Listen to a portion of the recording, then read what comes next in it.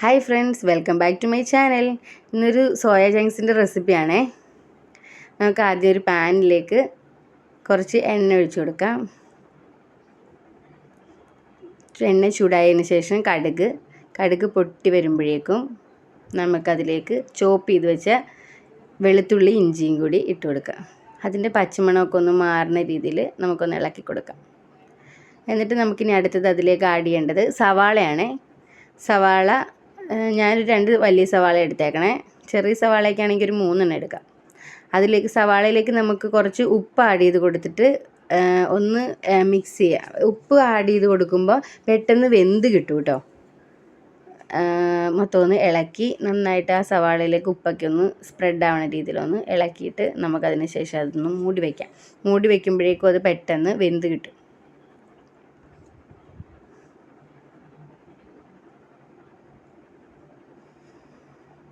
ഏകദേശമൊക്കെ അത് വെന്തിട്ടുണ്ട്.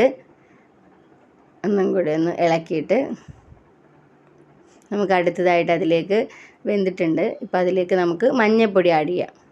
മഞ്ഞൾപ്പൊടി ഇട്ടതിന് ശേഷം ഒന്നും കൂടി ജസ്റ്റ് ഒന്ന് ഇളക്കണം കേട്ടോ. എന്നിട്ട് അതിൻ്റെ പച്ചമണമൊക്കെ ഒന്ന് മാറുന്ന രീതിയിൽ. ഇനി അടുത്തതായിട്ട് നമുക്ക് അതിലേക്ക് ആഡ് ചെയ്യാനുള്ളത് മല്ലിപ്പൊടി, 2 ടീസ്പൂൺ മല്ലിപ്പൊടി. മുളക് പൊടി അടുത്തതായിട്ട് മുളക് പൊടി ആവശ്യത്തിന്, ഓരോരുത്തരുടെ എരിവിന് ആവശ്യത്തിന് മുളക് പൊടി. ഇനി അടുത്തത് ഗരം മസാലയാണ്.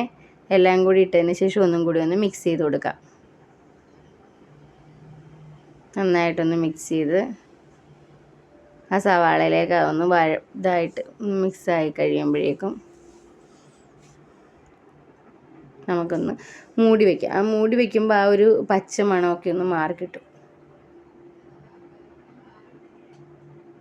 എല്ലാം മിക്സ് ആയിട്ടുണ്ട്. നമുക്ക് മൂടി വയ്ക്കാം. അപ്പോൾ അതിൻ്റെ ആ ഒരു ഇതൊക്കെ മാറി മസാലയുടെ കുത്തലൊക്കെ ഒന്ന് മാറി കിട്ടും കേട്ടോ. ഇനി നെക്സ്റ്റ് അതിലേക്ക് നമുക്ക് ആഡ് ചെയ്യേണ്ടത് സോയാ സോസാണ്. സോയാ സോസ് ഇങ്ങനെയുള്ള കറികളിലൊക്കെ നല്ലതായിരിക്കും. സോയാ സോസ് ആഡ് ചെയ്തിട്ടുണ്ട്. നമുക്കൊന്നും കൂടി അതൊന്ന് മിക്സ് ചെയ്ത് കൊടുക്കാം. നല്ല ടേസ്റ്റാണ് കേട്ടോ സോയാ ചങ്ക്സ്. എനിക്ക് ഭയങ്കര ഇഷ്ടമാണ്. ഞങ്ങളുടെ വീട്ടിലെല്ലാവരും കഴിക്കും. നല്ല ടേസ്റ്റാണ് നമ്മളിങ്ങനെ എടുത്ത് വരുമ്പോഴത്തേക്കും കഴിക്കാൻ നല്ലതാണ്. ഇനി നമുക്ക് ലാസ്റ്റ് ആഡ് ചെയ്യേണ്ടത് പെരിഞ്ജീരകമാണ്. പെരിഞ്ജീരകം പൊടിച്ചത്, പെരിഞ്ജീരക പൊടിയും കൂടി ആഡ് ചെയ്തിട്ട് ഒന്ന് ഇളക്കി കൊടുത്ത് നമുക്കതിലേക്ക് സോയ ചങ്ക്സ് ഇടാം. സോയ ചങ്ക്സ് ഇത് തിളച്ച വെള്ളത്തിലേക്ക് സോയ ചങ്ക്സ് ഇട്ടിട്ട് കുറച്ച് നേരം റെസ്റ്റ് ചെയ്യാൻ വെക്കണം. എന്നിട്ട് നമ്മളതിനെ ഊറ്റിയെടുക്കുവാണ് കേട്ടോ. എന്നിട്ട് അതെല്ലാം കൂടി ഇട്ട് നമുക്കൊന്ന് മിക്സ് ചെയ്യാം. നമുക്ക് ചോറിൻ്റെ കൂടെയും ചപ്പാത്തിയുടെ കൂടെയും ഒക്കെ കഴിക്കാൻ പറ്റുന്ന ഒരു റെസിപ്പിയാണ് ഇതേ. സോയ ചങ്ക്സ് എന്ന് പറഞ്ഞാൽ എല്ലാവർക്കും ഇഷ്ടമാവുമല്ലോ അല്ലേ. ചിലരൊക്കെ കഴിക്കില്ല, പക്ഷെ നല്ല ടേസ്റ്റ്. ഒരു വട്ടം കഴിച്ച് നോക്കിയാൽ നമുക്ക് എല്ലാവർക്കും ഇഷ്ടമാകും. ഇപ്പം നമ്മളെല്ലാം അതൊന്ന് മിക്സ് ആയിട്ടുണ്ട്. ഇനി അടുത്തതായിട്ടാണ് നമ്മുടെ മെയിൻ ഇൻഗ്രീഡിയൻറ്റ്, ടൊമാറ്റോ സോസാണ്. ഇതിൻ്റെ മെയിനായിട്ട് ടൊമാറ്റോ സോസിൻ്റെ ആ ഒരു ഫ്ലേവറാണ് നല്ല ഇതിൽ, ആ ഒരു മധുരമൊക്കെ അതാണ് ടേസ്റ്റ് വരുന്നത്.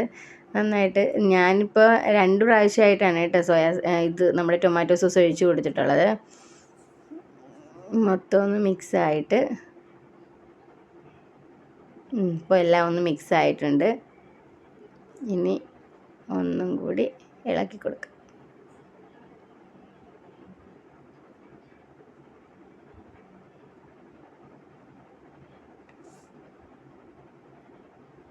കാണുമ്പോൾ തന്നെ അറിയാമല്ലേ, നല്ല ടേസ്റ്റ് ആയിരിക്കും കഴിക്കാൻ.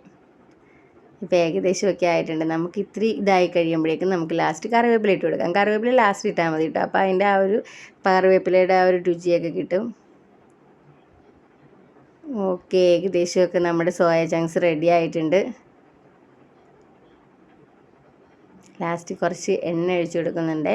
എന്നിട്ട് നമുക്കൊന്ന് ഡ്രൈ ആവണമല്ലോ, അതിന് വേണ്ടിയിട്ടാണ്. തുറന്ന് വെച്ചിട്ട് പിന്നെ നമ്മൾ അടച്ചു വെക്കണ്ട കേട്ടോ.